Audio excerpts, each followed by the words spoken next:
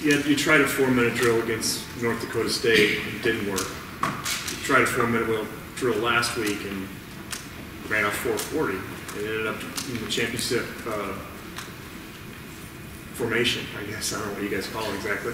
But that had to have felt pretty good. Kind of like, okay, maybe things are coming together a little bit now for the running game. And you guys kind of did flex your muscle a little bit on that. We practiced those situations during the spring and during camp, and obviously you want to be successful in those type of situations. So, we're going to be put in that situation much more, hopefully, more times throughout the rest of the season, and to execute it successfully like we did this past Saturday, I thought was good for us because obviously the week before, our 4-minute drill couldn't have gone any worse than it had. So for the coaches to have confidence in myself and the offensive line, and for us to go out there and get the first downs that we need to run the clock out, I thought was big for us as offense. Are you kind of interested? I mean, I know that you're running back. You probably don't poke your head up and look at wide receivers very often. Are you kind of interested to see how this works out without Matt? Yeah. Obviously, the thing that happened to Matt is just you can't really describe it. How much he means to us as a team, and especially him as a leader, being out there and making plays and getting guys going. So I'm just anxious to see how some of the guys who may not have played as much, how they respond. Because obviously we're gonna have to have guys step up.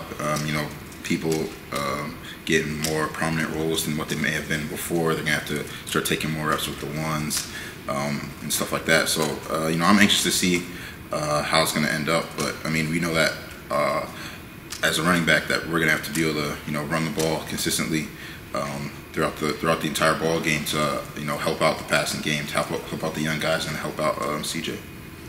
Northwestern's had some big plays run against them in the run game. You had a couple, one of them called back.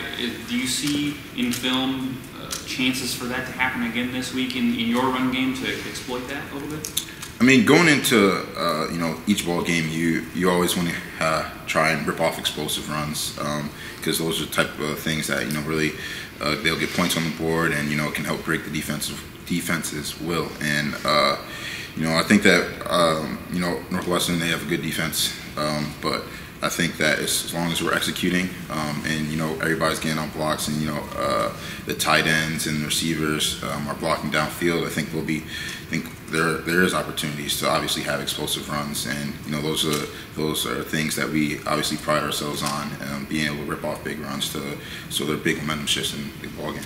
Is this a week where you guys can reestablish or take another step in reestablishing the run game more consistently? Yes. Especially obviously with Matt being out, we're gonna have to do that because we're not gonna be able to be in third and long situations and have the defense just pin their ears back and come after us. So we're gonna have to do an excellent job of staying on schedule and really establishing the run so they just can't sit back and defend the pass game. So I think this is going to be a very important week for us offensively. So we're going to have to be able to go out there and execute. It'd be frustrating watching the film, just so many little mistakes, and almost like one per drive almost, that kind of set you back. Is that a focus given the way the last 2 weeks have gone with mental mistakes? Yes, that's something that Coach Ferentz has been preaching to us, especially after the loss to North Dakota State. Bringing more intensity and more urgency to practice. So come game time, that you're not making those little mistakes. You're focusing on your fundamentals, and you're getting to the right aiming point. So you don't have little mistakes that instead of maybe it being a 2-yard gain, it's -3 or negative yards play. So that's something that Coach Ferentz has really been preaching to us over the past couple of weeks, and we just got to continue building on that, and hopefully it can help us later down the road. What was the mood at practice today? First one without Matt. Was there describe it? It's tough. With him not being out there, it's just a different feel because he's a big time player for us. But I think more of his leadership. He does an excellent job of getting everybody going and getting not just his receivers, but everybody on offense. You know, making sure that everybody's doing their right job, and without him being out there, it's just gonna lead up for more opportunity for other seniors to step up and other people on the offense to step up. So. Last year, you guys seemed to really be galvanized and came together as a team against Northwestern. You were out. Jordan gets hurt early. Both your tackles are out.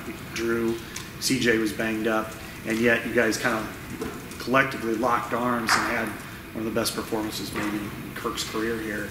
Do you anticipate any kind of similar focus? I mean, Matt is a great player, but similar focus now because you are facing such an adverse situation like this. Yeah, I mean, Coach Ferentz always preaches next man in mentality, and so we're gonna have other guys step up, and you're gonna have to have everybody really contribute more. They're gonna have to really focus on doing their job, and not trying to do too much.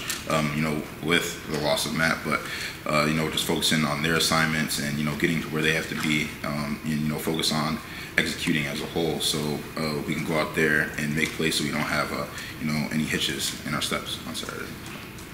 James was in here earlier and told a story about a friend he had who was shot, I believe in the head. He said, "Do you know that friend?"